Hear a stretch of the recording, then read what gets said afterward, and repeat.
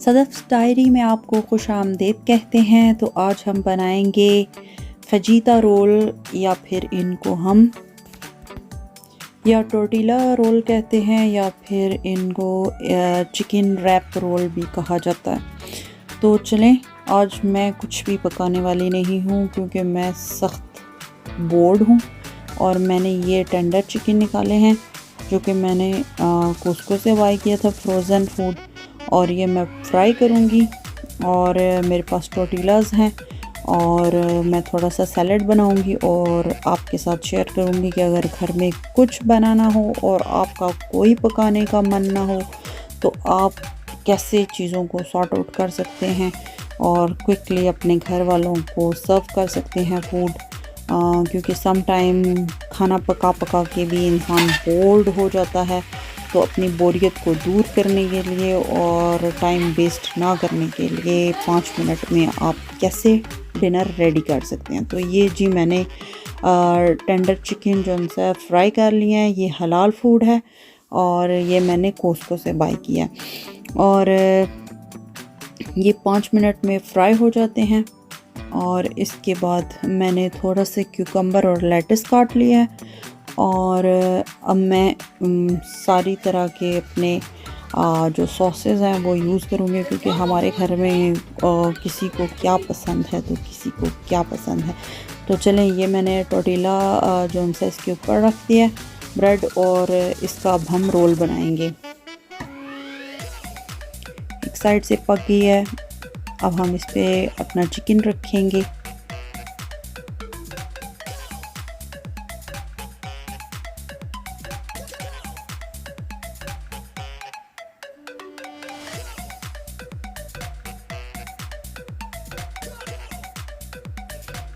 کیونکہ بہت زیادہ نہیں سلائس رکھ سکتے، پھر یہ فولڈ کرنا مشکل ہو جائے گا، تو بس ٹیسٹ کے لیے رکھیں تاکہ یہ ٹھیک اس میں چکن کا بھی فلیور آئے اور ساتھ میں سیلڈ کا بھی فلیور آئے۔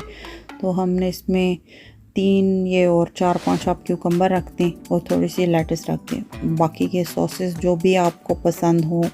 میری بیٹی تو سراچا ساس بہت زیادہ لائک کرتی ہے، اور بیٹا نینڈو ساس کو بہت زیادہ پسند کرتا ہے، اور میں سب کچھ کھا لیتی ہوں۔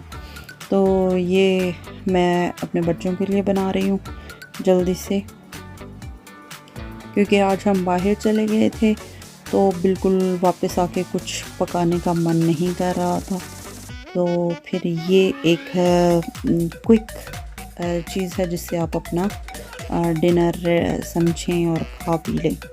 تو یہاں پہ ویسے یورپین کنٹریز میں یہ فیسلٹیز بہت اچھی ہیں فروزن فوڈ کی۔ اب تو پاکستان میں بھی بہت اچھی سپر مارکیٹس ہیں جہاں سے آپ یہ چیزیں بائی کر سکتے ہیں، اور اسپیشلی اگر پنڈی اسلام آباد کی بات کی جائے تو یہ چیزیں وہاں پہ اب بہت عام ہیں۔